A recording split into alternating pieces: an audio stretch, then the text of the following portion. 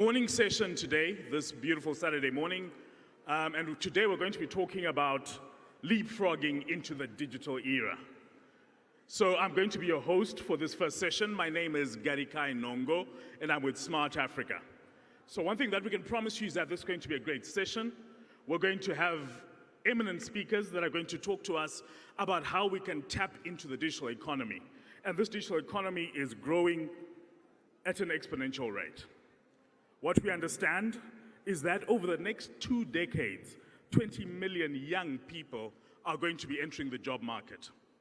We also understand that 42% of the world's youth population will be in Africa. Further to that, 230 million jobs across the continent will require digital skills. So this session is meant to answer the question, where do we fit into this entire matrix? And so hopefully we'll be able to answer that question, and probably we'll be able to engage deeper after this. But without taking more of your time, we're going to open with the first keynote of this particular session. So put your hands together and help me to welcome the Honorable Minister of ICT and Innovation, Honorable Minister Paula Ingabire. Minister, over to you.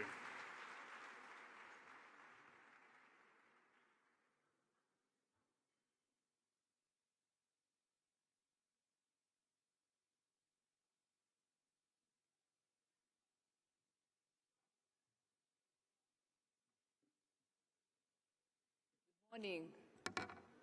Good morning.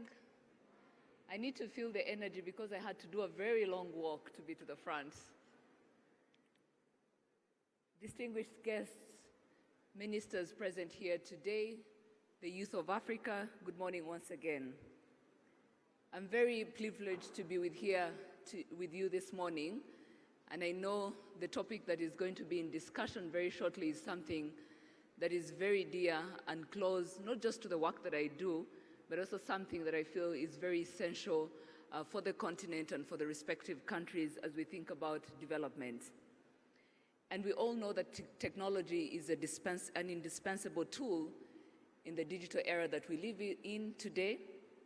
And as young people, I think this resonates very well with you, especially because I can imagine none of you in this room can spend a day without checking on any of their smart devices.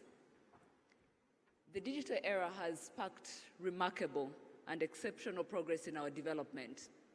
And I know while we have a very good lineup of speakers that are going to be engaging with you this morning, talking about the opportunities that the digital era presents to us, but also more or less speaking to us about what it's going to take to leapfrog in this digital era, I'm very convinced that as they speak today, we're going to be speaking to the converted, because statistics show us that the youth, and very much so the youth in Africa, are the ones that are at the forefront of using and benefiting from digital tools and technology. But most importantly, a lot of efforts have been put in how do we bridge access? How do we ensure that every African across the board is connected, is living in areas of coverage? But we know that that is not enough, and that's why today's topic is very important, which is really around digital skills. We'll hear about many programs, about many initiatives that are in place that give us the opportunity to skill our people, the opportunities to skill ourselves, the opportunities to make sure that we can thrive in this digital economy. But what I want to speak to you today, which is why I'll keep my remarks very brief this morning, is with all these platforms that we have, with all the opportunities that we'll hear more about, that are there and present for us to skill and to become digitally literate, how can we as the youth of Africa leverage the platforms, the internet, to self-teach? Because that is possible.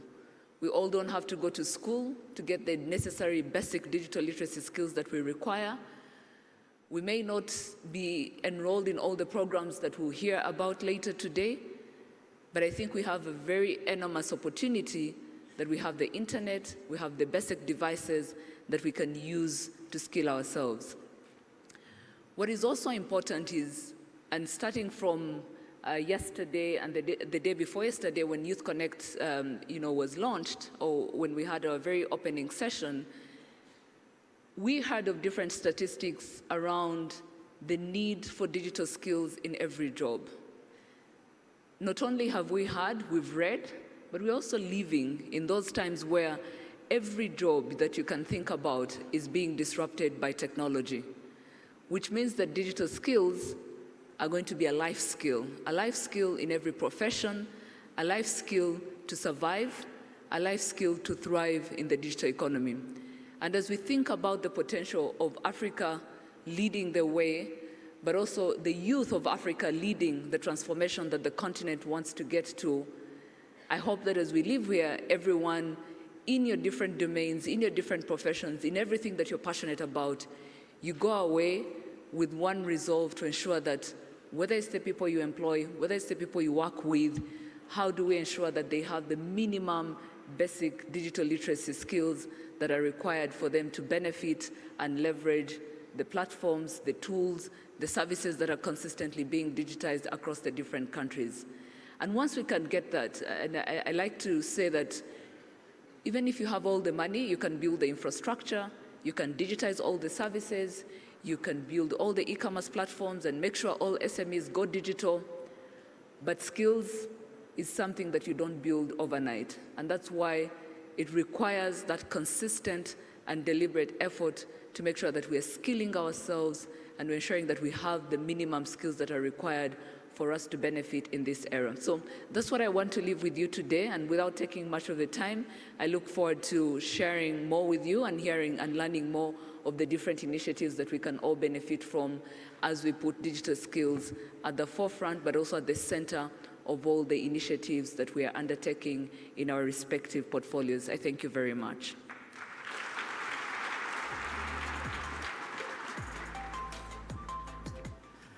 Another round of applause, please.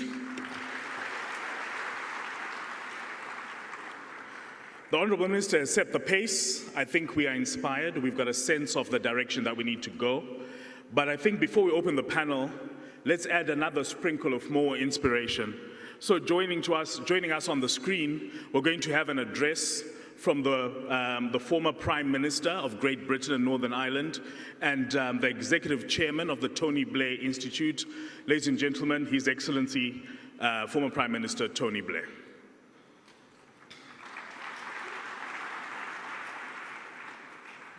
Distinguished ladies and gentlemen, and of course our youth. It's a privilege to be addressing you in the opening session focused on the very pertinent and current issue of the benefits of digital transformation for Africa and its youth.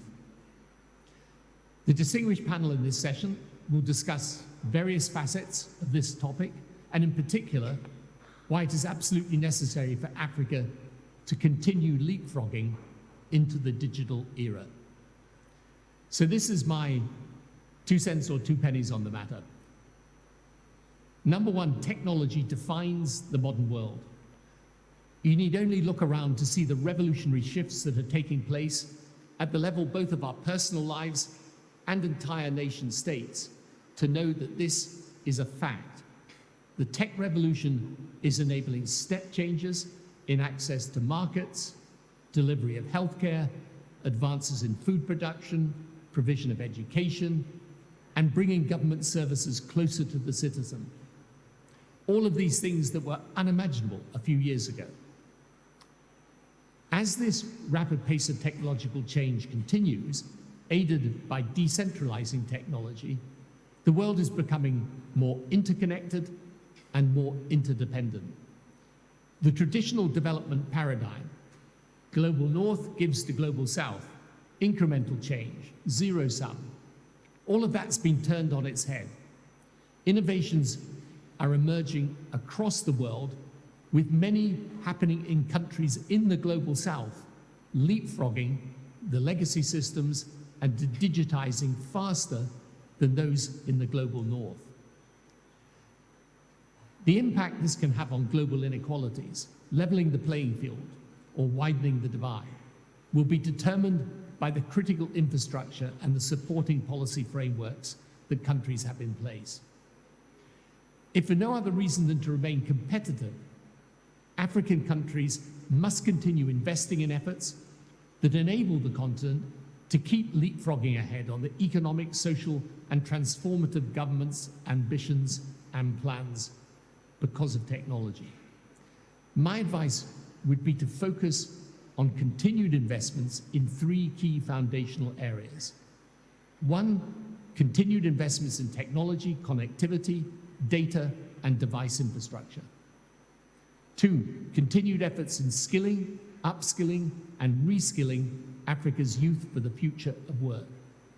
And 3, continued movement on enabling and transformative governance. That means policies and the legal environment necessary for our young people to take advantage of the possibilities of tomorrow's economy. Technologies such as digital identity, data centers, cloud infrastructure, enterprise systems enabling access to basic services in government, these are going to be absolutely necessary cornerstones to achieve our ambitions. The connectivity status is improving globally, but Africa still lags a bit behind. Recent estimates by the ITU paint an increasingly positive picture that approximately 4.9 billion people, or 63% of the world's population, were connected by 2021. But 2.9 billion people worldwide are still offline, the majority of whom are African youth. So while almost 70% of the world's youth are using the internet, only 20% of Africa's female population is using the internet compared to 37% of its male population. So Africa's young women are the most severely disadvantaged globally where connectivity and access to devices is concerned. And what this means, of course, is that our young people in Africa miss out on the opportunities to make their lives better through participating in the global digital economy. And they also miss out on accessing basic government services, accessing information and jobs that would make their lives and the lives of those that depend on them better.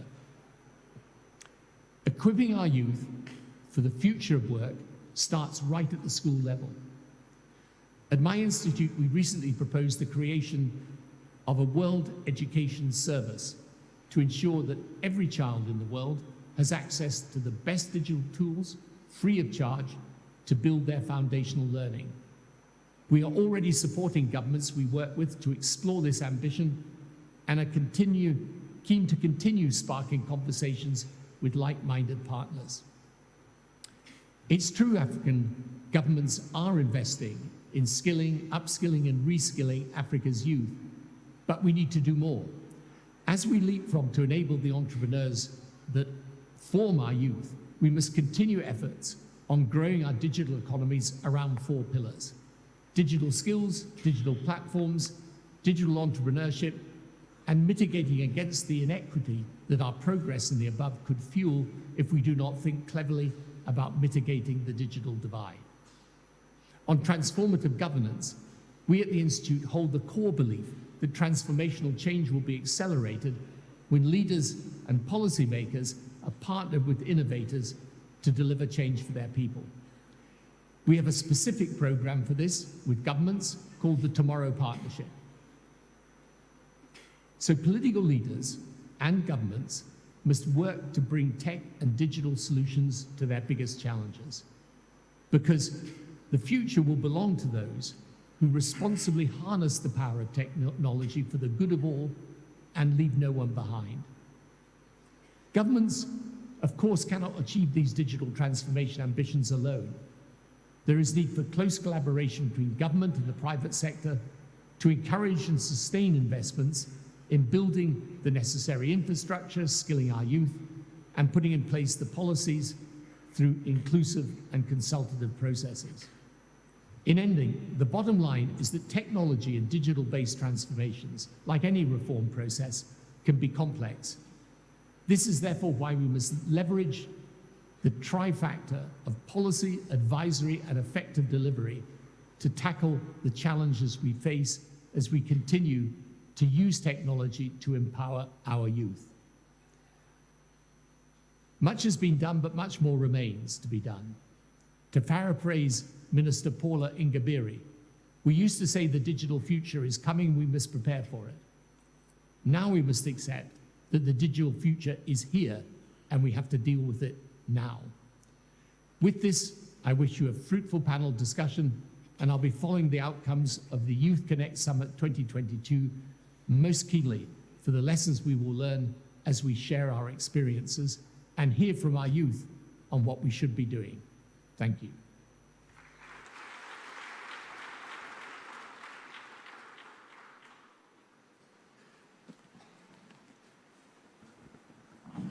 I think this deserves another round of applause. So it's amazing to see such a full house today. And for the next 45 minutes, we're going to dissect what it means to leapfrog into the digital era. Now I have the distinct honor of welcoming distinguished panelists who are going to sit with us here today. We've got limited time, so I'm just going to, I won't take too much time with the introductions, but they will introduce themselves as they speak to you. So help me to welcome the CEO of the Africa Leadership Group, Fred Swanica. Please take a seat on my immediate left. I'll also call upon Didier Nguyiki Yumfura, the Senior Director of Strategy and Growth at Smart Africa. We are honored to have with us the Country Director of the MasterCard Foundation, Rika Rigwamba. We also have in our midst a man who needs no introduction. Help me to welcome Kevin Frey, the CEO of Generation Unlimited. In addition to that, we have an inspired entrepreneur who's representing Solve IT, Joseph Semafara. Joseph, you can take the seat to your left. And the last panelist that we'll have is the Honorable Minister of Youth from Gambia. That's the Honorable Minister Bakari Baji. Honorable Minister, the seat is yours.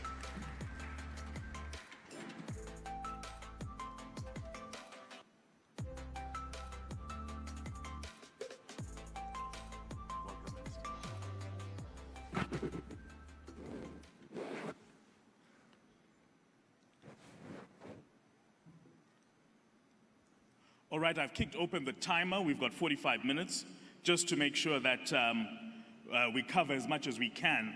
But the purpose of this panel really is we've got a full house here today, and what the people in this room want to understand is what does this leapfrogging into the digital era mean for them? So let's see if we can unpack that within the 45 minutes that we have. Honorable Minister, can I start with you with the first question? Because when we talk about leapfrogging, I think that's a term that everyone uses quite liberally, actually. But what exactly do we mean when we're talking about the youth leapfrogging into the digital era? Good morning. And, well, my name is Bakari Baji. I'm the Minister of Youth and Sports of the Republic of the Gambia. Well, the topic is, leapfrogging is, of course, understanding that in Africa, like we just heard from Tony Blair, we are lagging behind when it comes to getting ourselves involved in terms of getting access to the digital era. So the leapfrogging is how do we slowly but surely get into that area or that time when our African young people, our African businesses will have access to the digital era. And that would mean creating the infrastructure that is needed to have access to internet across the countries where we come from. But that also starts from ensuring that we change our education system to be able to prepare our young people, our children, from primary school to secondary school to tertiary education, to prepare them for that time when they will be able to have, be able to use the mobile phones and other things. But also developing our fiber optics across our countries by ensuring the infrastructure is in place, the electricity that is needed, and all the other infrastructure that is needed. And finally, how do we ensure that there is closer collaboration between the government and the private sector so that we can be able to have our young people access the internet and all the facilities that are needed to be able to do trade, to be able to learn, to be able to develop their skills and all the other areas where our young people need to develop. So in summary, this is what I think is needed to be able to leapfrog into the digital era, focusing on supporting our young people to have that access. Thank you very much for that, Honourable Minister. You've talked about skills, you've talked about infrastructure, but you've also talked about access.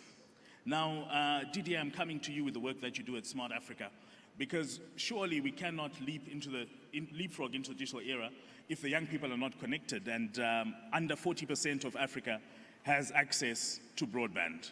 So how can we truly tap into this digital transformation? How can we ensure that we connect Africa's youth? Thank you. Good morning. It's a pleasure to be part of this important discussion. My name is Didier Ngwikinfo. I'm heading Strategy and Growth at Smart Africa, literally growing the impact of what Smart Africa is doing. For those who never heard about Smart Africa, it's a Pan-African organization chaired by President Kagame at the board, and which represent over 1 billion market today and 35 countries. So this question that just been posed by our moderator today is very important, because we cannot talk about opportunities and future opportunities for the youth especially without talking about digitalization. Today, Africa represents over 1.2 billion people, and connectivity literally connects us to the rest of the world and the opportunities which are available in the world. Now, do you know that by 2050, the population is going to double? The total population will reach almost 2.5 billion people, and about half of the population in the world will be from Africa. On top of it, just in a few years, young Africans are expected to make 42% of the total youth in the world, and 75% in Africa will be youth. So we cannot talk about the future of youth without talking about connectivity. We've gone a long way with regard to connectivity. Just about 15 years ago, the continent was totally unconnected. The first initiative was really to bring connectivity around the African continent, but it goes beyond the submarine cable, the connectivity around the continent. It's really meaning broadband connectivity, not just connectivity, because you can have a very basic connectivity and that doesn't give you the experience or the ability to really transact online. So here, just to be sure, we're not talking about just internet, we're talking about broadband connectivity. But that's not enough.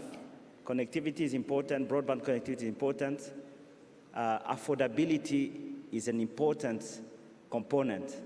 If the cost of internet is expensive and you cannot afford to use it every day, it's still hampering you or us to really leverage what connectivity can give us. So at Smart Africa, we've been working on various initiatives to make affordability, to make connectivity affordable.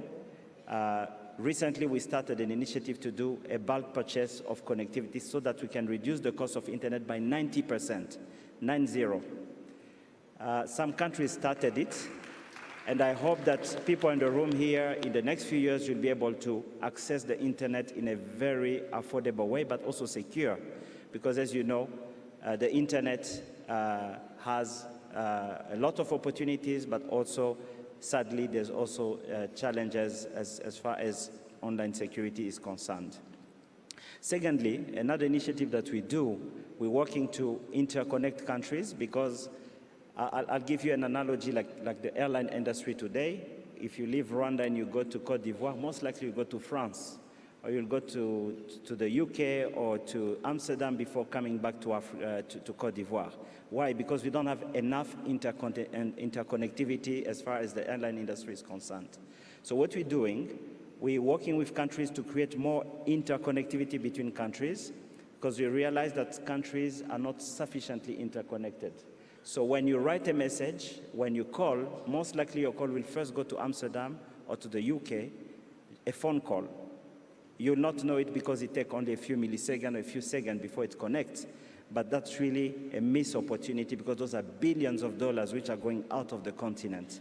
So we want to create more connectivity in Africa, and there's another initiative that is called Smart Africa Continental Backbone that we are currently leading. I'll probably stop here. There are a lot of more initiatives that we can talk about that touch various aspects of connectivity. But I'd like just to also take the opportunity to invite all of us here, especially the youth, because I'm sure in this room we have over the majority of the youth. Let's not only be on the usage side, because today with platform we use a lot of tools. I'm sure in the morning the first thing most of you open WhatsApp to check if there is a message or check your Instagram or your Facebook. But let's also be on creating, because we have so much talent, we have so much to offer, and connectivity is important. But let's also be the one creating products that can also be used by the rest of the world, not only in Africa. Thank you very much for that, Didier. And I think an applause, absolutely, absolutely. Because you've given us a lot to pick up on, and I think one of the biggest things was if we're able to indeed reduce the cost of broadband by 90%, that'll be incredible for all the entrepreneurs that we're seeing here and across the entire continent. So let's latch on to that and say, let's say now that we would have delivered the connectivity, and then we've got these platforms that you've talked about. Surely we need the youth to have the right skills to be able to utilize this. Rika, I'm coming to you and the work that you do at the MasterCard Foundation. How important are you seeing skills development as a cog for this leapfrogging into the digital era? Thank you.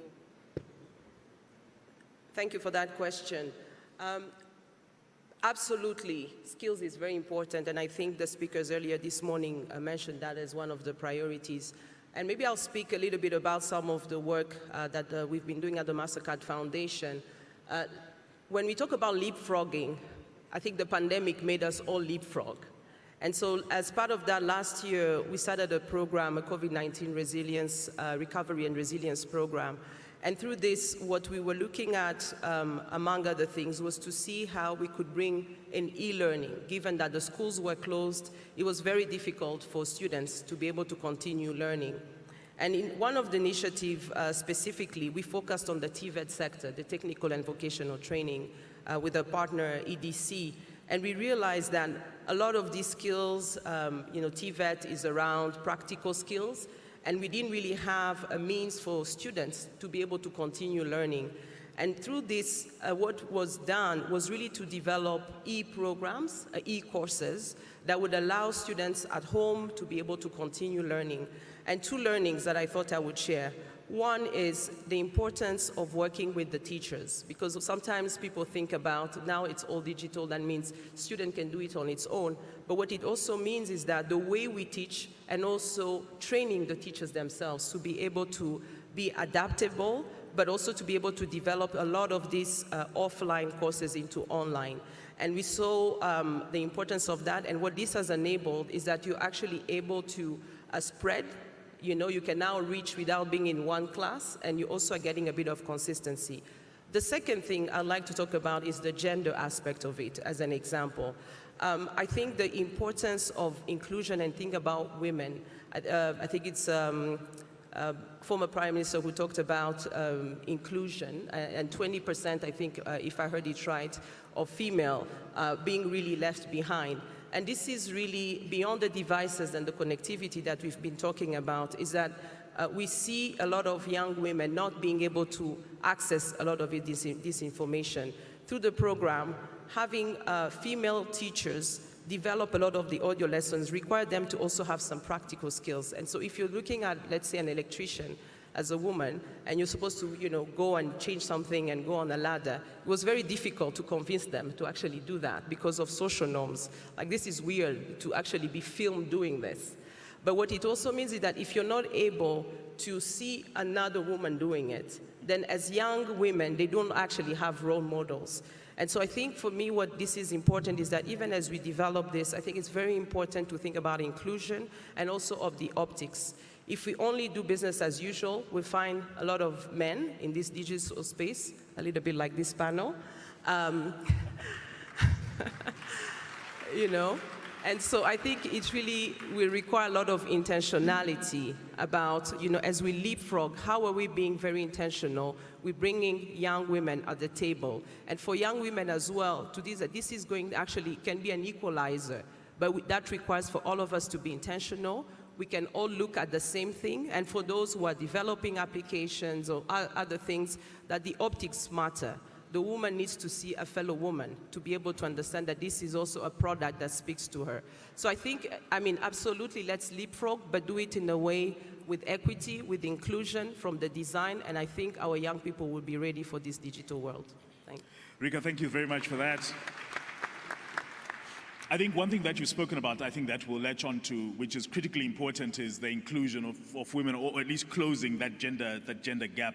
I read a recent statistic that Africa is losing up to $1 trillion a year simply by excluding women. And I think this is something that we certainly need to address. Fred, I'm coming to you. I know you do a lot of work with the MasterCard Foundation as well, but I've got the same question for you. Should we be skilling? Why should we be skilling? And why is it important to skill? Well, the why it's important to skill, for me, it's really about capturing one of the biggest global opportunities at this moment for Africa. There are 50 to 80 million jobs worldwide that are looking for people with technology skills. And China is getting old, India is getting old, Europe and America have been old for a while. Africa is the only young continent. So the only place that can supply this global shortage is really Africa. You know, the average age of a German is 48, the average age of an African is 19. So this opportunity is really ours to lose. And today you can be a software engineer sitting in Kenya and working for Siemens in Germany. We can export our talent without the brain drain, right? And our talent is our greatest resource. It's not our gold, our diamonds, our minerals, it's our talent. So we have to be deliberate about investing in our youth and developing these digital skills to capture this opportunity. India generates $230 billion a year on foreign exchange by exporting its digital skills. 90% of that revenue comes from outside of India, right? So we have to become the next India, and we can create jobs for millions of youth in Africa, which is our single biggest problem that we have as a continent, but it's also our greatest opportunity. So that's why we have to do this. Opportunity. Let's create wealth. Let's stop depending on the rest of the continent, of the world for aid. This is our chance to really become a wealthy continent that can take care of ourselves. We can pave our own roads, educate our own children. We don't need to depend on the rest of the world for aid if we can do this. Now, how are we going to do this? This is where we need to reinvent and reimagine how we upskill. Because leapfrogging is about mindset more than anything else. It's not about, without the right mindset, we're not going anywhere. And it's really a mindset of saying that it's not about copying best practice from the rest of the world, but reimagining and reinventing new practice. Right. So imagine if you're on a racetrack and you're in a car that is behind another one. If you go at the same speed as that car, you'll never catch up. They'll always be ahead of you. So if they're using a car, you need a rocket. If they're using a boat, you need a speedboat. You need to go much faster and use new tools. And for me, the great opportunity comes from young people teaching themselves and teaching each other. Because as human beings, we've always been natural-born learners. Just think about it. There's no curriculum that teaches you how to walk. You learn it by yourself at 6 months. There's no curriculum that teaches you language. You teach yourself. But then when you go to school, grade 1, we start making you helpless. And we start spoon-feeding you. And then it gets worse and worse. And by the time you get to university, you are now completely helpless. So we need to take you back to your 6-month-old self, where you were teaching yourself, and then get together with your peers and teach each other. And that's the model. And we're leveraging that model. We've gone from, a year ago, we were training 50 engineers. Today, we're training 100,000 software engineers without any teachers.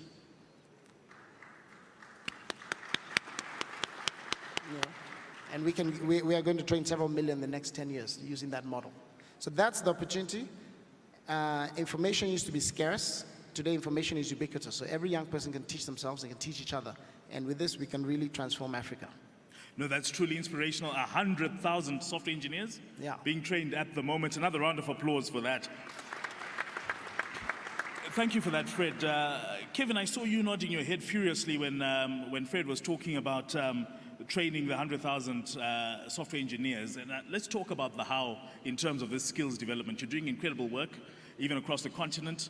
How do you think we can train the right skills to be able to leapfrog into the digital era?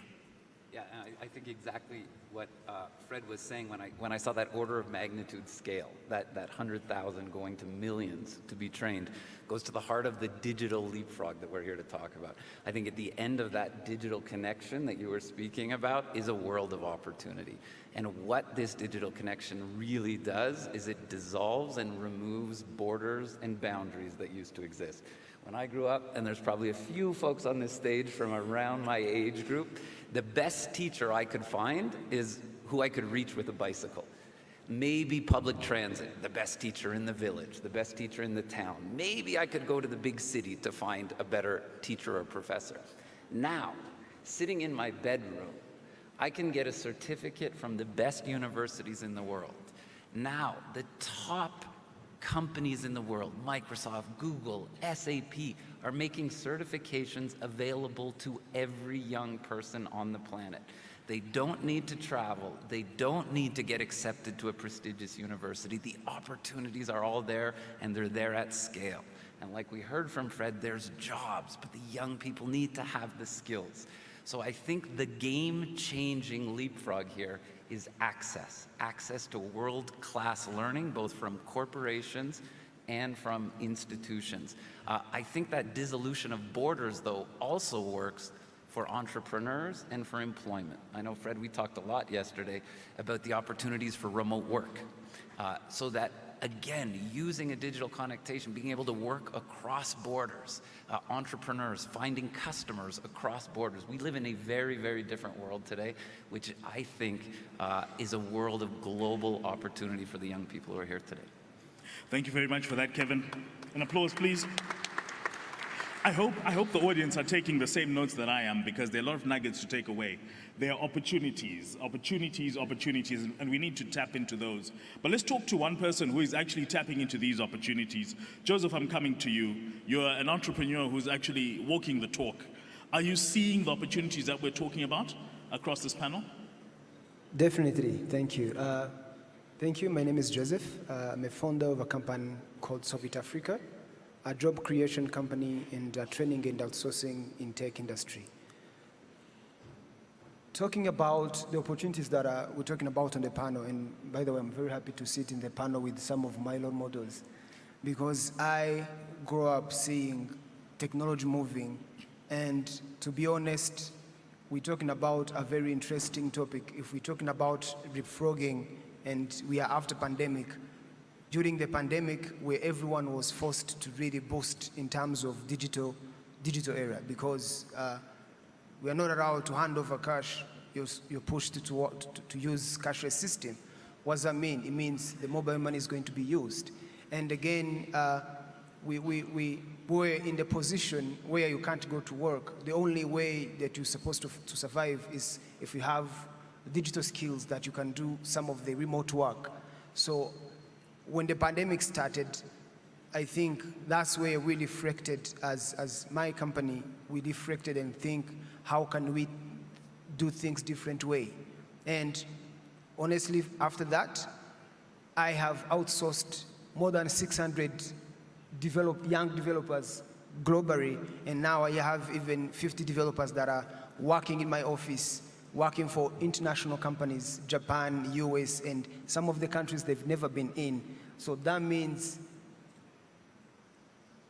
we don't need another pandemic to leapfrogging and jump and go into the digital world. We need to do it, and we need to know that it's possible, because we've seen it. We have, quoting Mr. Fred, he mentioned that Africa is the youngest market now, and we happen to be having a lot of youth who are especially not even employed. So the opportunity are there, and the numbers of jobs that mentioned is true. So how can we jump into that? It's by having these topics, and we've seen young people, more than thousands, that are working from home and working for international businesses and the local businesses. So we've seen those opportunities, and they're still there. Thank you. I'm motivated, I'm inspired, and I hope we are too. One of the things that every panelist here has talked about is how technology can transcend borders. where, you know, you're coming from a country with, I don't know, 15 million people. All of a sudden, you open up a market of 1.3 billion. I think all the panelists spoke about it. Didier, I'm coming to you for this one, because I know Smart Africa's vision is to transform Africa into a single digital market. How is this possible? Is it possible? And how will it impact the young people here today? We believe it's possible, and you just need to bring all the ingredients together. And this is part of the work we're doing. We focus on connectivity, as I mentioned earlier. We focus on skills, because the moment you have infrastructure, it's affordable, it's secure, it's not enough. You really need to have the right skills to take full advantage and to really leverage all this infrastructure in place. We're talking also about creating, and we're not doing it alone, of course, we're doing it with a lot of partners, the African Union, the African Continental Free Trade Area, enabling digital trade so that people can actually be able to trade and really beyond the geographical limitation of the country or the market, because as you know, it creates a lot of limitation, but the digital actually open up those opportunities. So you can create a company here, you can trade with someone who is in Egypt, in Morocco, in South Africa. All of this requires a lot of transformation at the policy. I think the former Prime Minister mentioned it, policy and regulatory, and I'll give you a very, very simple example of what we're doing, which can already give a sense of why we believe it's possible. I'm sure most of you here, when you traveled, some of you have been roaming, and roaming has been very expensive. It's usually very expensive.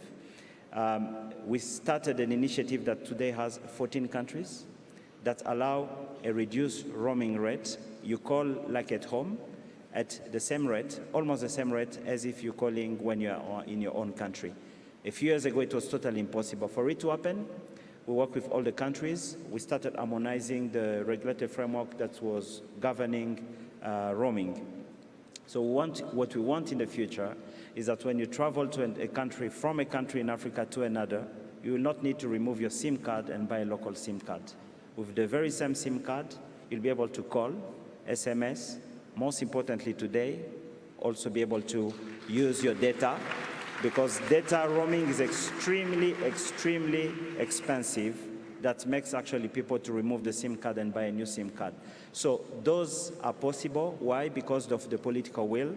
At Smart Africa, we have 35 heads of state committed into this digital transformation, and it's a mix of bottom-up and top-down approach. From the leadership, they are committed to that. We have digital champions, our head of state, and we also work with the ministers, the regulators, the ICT agencies, but also the academia and the civil society development partners who are like-minded and who believe in the transformation of Africa. Now, it took us a lot of years to catch up with the revolution which took place in the past. We believe that in this fourth industrial revolution, it's actually possible to leapfrog and to take advantage of what has been offered to us. But it's not given. We need to really work very closely and make it a reality. Thank you very much for that, Didier. I think that's excellent work that's taking place on the continent. And I think, like a former panelist said, we have to be intentional about this. And speaking about being intentional, Honorable Baji, I'm coming to you, because Didier mentioned that policy is a critical part of ensuring that we can allow people to leapfrog in the digital era. Maybe giving an example of the work that you're doing in the Gambia, what's government's role in ensuring that we create a conducive environment for us to be able to leapfrog? Oh, thank you. Yeah, I think the bigger responsibility here is definitely that of government, because first, the policies themselves emanates from government, and like Fred mentioned, the policy environment must be there, and that policy is what will direct every other thing that comes in place. And so that is something that the government must have that political will to do, and ensuring that once the policy is there, then the regulation comes in, then everybody knows what is supposed to be the role of government and what is supposed to be the role of the private sector.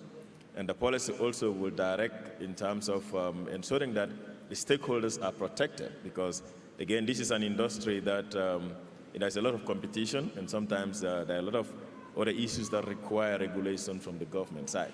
So Africa as a continent, we have a long way to go, of course. I mean, even our fiber cable, like I said, from Africa it goes all the way to the west, and then it takes a whole long route before it comes back. So there must be that coordination between ourselves and the private sector, coordination between governments and the corporate world, but also that coordination between the government and the young people who here we are talking about how do they access. At the moment in Gambia, of course, is one of those countries also that is emerging, learning from the examples of what is currently happening in Rwanda and in Kenya, for instance, where the digital economy is taking over and young people are accessing and doing business and every other thing through the usage of those links that the country creates. So government's responsibility, like I said, is one about policies, about regulation, but it's also about the investment. But there could be possibilities for governments to collaborate or governments to partner with the corporate institutions that are ready to invest in that area and ensure that we are not remaining behind, that we are moving forward and ensuring more access to our young people and general population. The last thing is about the infrastructure. I think we know how apart from the internet accessibility, there is a problem of electricity connectivity across the continent. So there is no way you can be able to digitalize, there's no way you can be able to develop that digital economy if majority of your people are not having access to electricity, neither are they having access to even a mobile phone. So these are all areas where governments in Africa need to work together to get the support of the World Banks, of the multilaterals, to ensure that we do better and be able to improve. Progress has happened, definitely, and over the past years since the digital era started, some 40 years ago, a lot of things have progressed, but there is more work that we need to do, and I guess that the leaders of Africa are committed to it with the support that we have currently. Honourable Minister, thank you very much for that. I've heard we need the infrastructure, and hopefully we'll have the time to be able to tap into that, because that's an important part. But I also heard collaboration and cooperation. Now, not many people do collaboration and cooperation better than the MasterCard Foundation. So, Rick, I'm coming to you on this because I think you've partnered even with a couple of us around the table, around the panel here. How do you see the power of partnerships being key for this leapfrogging for Africa's digital transformation? No, I think it's absolutely key. When you look at just how big the challenge we're trying to resolve, we can only do that through partnership. And at the MasterCard Foundation, what we believe is that we have a lot of great minds. We have a lot of great organizations that are already doing this work, whether it's what the ambition Fred just shared, or even the work that Solvit is doing, and a lot of the work that the government of Rwanda is doing around that. And what our experience has been is that really what's needed is how do we work together, how do we coordinate, and how do we make sure that as an organization, as development partners, we're able to support through a curating role. And I think it's really going to take a lot of that collaboration to happen. But also critical is where is the young people, making sure that as we develop programs, as we work together, we make sure that we keep the young people at the center of it, because we found from our experience that young people have a perspective. And I like to use this quote quite a bit of young people basically saying, you're doing all these things for us, but can you also bring us on the table? And one of the ways of doing it is that if there are initiatives already by young people, whether it's it's great to have Solvit, because I know some of the work that they're doing here in Rwanda. These are young people who have come together, are bringing a lot of the skills that they've acquired, and are already doing a lot of great jobs. And really calling it the young people and making sure that we keep putting them at the center. One of the things we launched, for example, at this Youth Connect, and encourage young people here and older people like us, is a platform. We're calling it a Kura platform. This is an initiative with the Gihe. Gihe is one of the big media houses here in Rwanda. And Kura, which means grow, is basically responding to some of the things we've heard of young people basically saying, where are all these opportunities? And with this platform, we're able to share a lot of opportunities that are happening, a lot of the work that different people are doing, the opportunities for some of this gig work and really encouraging people to go on the platform, to share some of the experiences, to also see some of the opportunities. So really encouraging everybody to go out there, make sure we are including the young people in these initiatives and sharing all these great things that are already happening so that they can actually take advantage of these opportunities. Congratulations on the launch of Kura. I think that sounds exciting. Please, let's all tap into this. Let's all make sure that we access this. Thank you so much for that, Rika. Kevin, I'm coming to you, and I'm looking for inspiration and motivation in terms of the work that you've done, especially when we're talking about the opportunities to be able to, transcend borders. Give us some of the success stories that you have. I think when it comes to transcending borders again and going back to the idea of partnership here, where we've had some of our biggest success is bringing private sector together to work with public sector. And we're talking about global private sector players, some of the biggest corporations again in the world, who have extraordinary skilling content that they want to give away, and they want to give it away for free, but they need partners on the ground to do it. So whether that is Microsoft or SAP, PwC, Accenture, we're working with all of these companies right now. We have an initiative called the Passport to Earning. Again, those companies all involved giving away free skilling opportunity at scale. We launched last year. We'll have 10 million completed certificates across 15 countries by 2025. So again, big scale, working across continental boundaries, but working with the private sector who are hungry but need to be encouraged to continue to give away their world-class skilling content to empower youth of the future. That's incredible. 10 million completed certificates by 2025. I think that's a big number. That's a bold statement. Thank you for that, Kevin. I think one of the things that we're learning in this panel is that it is possible. Fred, I'm coming to you with the same question because we're familiar with your work and you work across multiple borders. Where are the successes that we have at the moment in terms of our journey towards leapfrogging? One of the great successes that I'm seeing and where I think there's a lot more we can do is in digitizing government. Because as citizens of Africa, very often our governments are hindrances to our daily life when they should really be removing roadblocks and making our lives easier. I'll give an example. For example, in Ghana, it used to take 1 to 2 years to get a passport. And you go to the passport office, and there's all sort of corruption happening there and paperwork, and because people liked it that way, right? There were vested interests. Eventually, the government digitized the passport office, and now you can get a passport in 3 weeks, and the government revenue went up by 56 times. Wow. Because of all the corruption that was now taken out of the system. So when you digitize, you create transparency, you reduce costs, you enable scale, and you can track whether services are being delivered to people or not, right? So I think government can digitize everything from getting a national ID to a passport to driver's license to e-health, to e-education, so many things that can be delivered to citizens if we can digitize our governments. Absolutely. I think that's absolutely low-hanging fruit, something that can be tapped into. We're coming to the end of our panel, so our panelists have one intervention left each, and Joseph, I'm starting with you. In 1 minute, inspire the audience. Let them leave with something that they hear from you. Thank you so much. Thank you so much. One of the things that I will start with, however much the government and private sectors are doing whatever it takes to invest in human capacity, in human capital, training this youth, provide these certificates for free, my advice to youth is all of these are put together for us.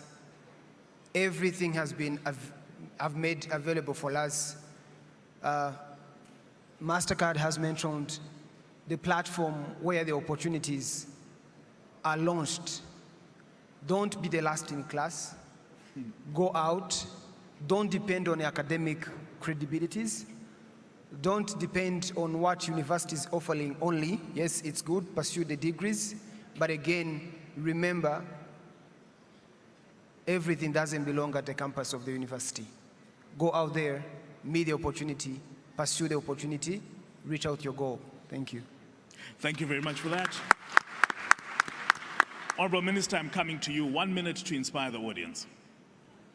Well, just to say that that as a continent, we should believe in ourselves, that we should understand that the challenges are there, but the resources are available if we maximize what we have.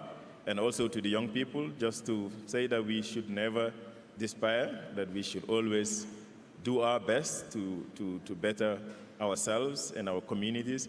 And that is possible only if we believe in who we are and believe in what is available within our communities and look around and utilize what is there. But of course, understanding that you're going to start small, but eventually will grow big, just like other countries are and around the continent are doing so well. So we just want to pass this message on to our young people to continue to believe and do their best. Kevin, the floor is yours. I don't know if this will be inspirational or not, but as someone who was an entrepreneur himself and had lots of dark days, a quote that always stuck with me was from a famous basketball player in the National Basketball Association who grew up not very athletic, a guy called Larry Bird, never should have been in the league, ended up being one of the greatest players of all time. Got his first uniform when he got to university. He used to have to play in the jeans from the farm where he came because he was so poor. And his quote that always stuck with me, because as we heard at the opening session, is you need a little bit of luck in life. But what he said is that the harder he worked, the luckier he got. The harder he worked, the luckier he got. Everybody here is going to need a little bit of luck. But the way to make your own luck is to keep working hard every single day. Some of you will find luck a little bit earlier, but luck will find you as long as you keep working hard. The harder you work, the luckier you become. I like that. I'll hang on to that. Rick, I'm coming to you. 1 minute of inspiration to our audience. That's a lot of pressure to inspire an audience like this. But I'm actually inspired by this audience. I think for the last few days that I've attended Youth Connect, I've seen the energy. And a lot of words are said about Africa's future is now.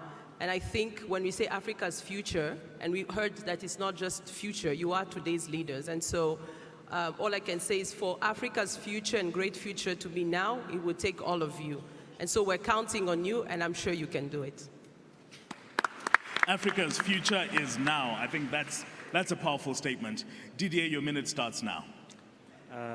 Thank you. I'll just piggyback to what Rick has said, and just to say that we say the future is now. Sometimes we think opportunities are very far, and we wait for those opportunities to come or have the best framework, the best policy, everything to be in place to seize those opportunities. But if you really open your eyes, you realize that there are a lot of opportunities around you. We will see, and I'm weighing my words here. A lot of important changes happening in our lifetime, and youth, it's your time, it's your opportunity, seize them. And I finish by saying that it's either you're sitting at the table or you're at the menu, right? So I hope people here will not just end up being at the menu, but you can really unleash the opportunity, unleash your creativity, your innovation, and really take active part of the transformation we are talking about here and seizing the opportunities which are offered to you. Thank you. Thank you, Didier. Either you're sitting at the table or you're on the menu. Fred, your minute starts now. For me, I would say to the young people in the audience, the world is literally your oyster now. Before, when you were looking for a job, you would complain about there's no jobs in Rwanda, there's no jobs in Kenya, there's no jobs in Nigeria.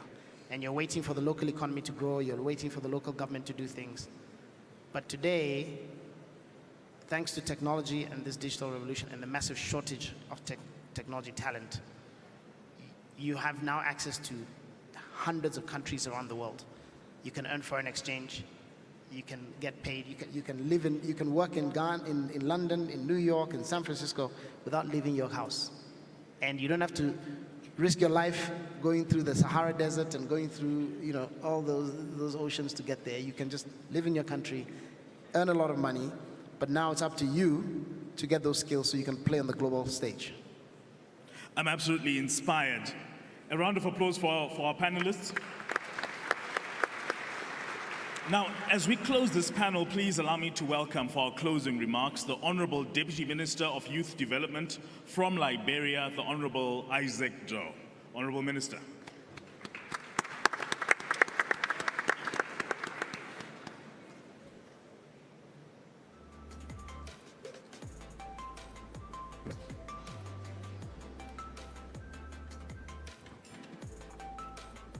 Wow, great time to be in Rwanda.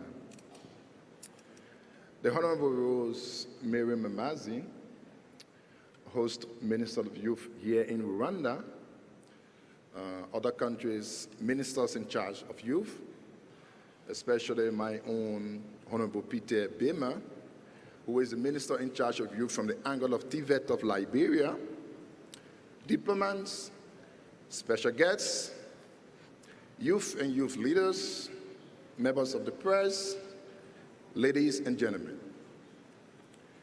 A lot is often said about and for young people, even from right here at this year's summit.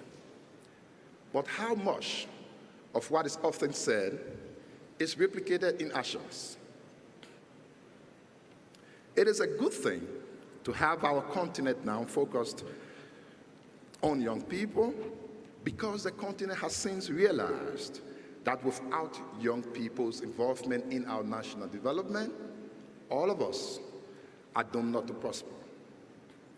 With these facts that we all seem to believe, how are these things manifested in things that we as a continent do? In my country, Liberia, for instance, thanks to His Excellency, the President, Dr. George Weah, who has placed tremendous hope and belief in young people, for which many of us, including myself today, occupy top government levels positions. The question is, how many more of this can we see across this continent? If indeed our words must match our actions, our investments as continent, including from our national budgets, must be representative of the young people that we all believe are the cornerstone of this great continent. We must invest in entrepreneurship, in education, in business, and many more. The world today is moved on to the digitalized era, started many decades ago by many other countries. Africa, being far behind this fray, must take steps that leapfrogs this continent into right at the center of this era. If nothing has ever taught us a lesson, making us to believe that digitalizing our economy and our society should be a matter of urgency, we all agree that the COVID-19 pandemic, during when the entire world was at a standstill from the outside, but needed to still be moving on from the inside, should be a lesson for all of us. Again, to end, great panel discussions, great young people of Africa, potential energies. Hopefully these things can be replicated, not just in I want to, on behalf of my own president and my ministers and everyone else from Liberia, express thanks and appreciation to the organizers, especially our host minister, Rose Mary, and of course, Your Excellency, the President of Rwanda.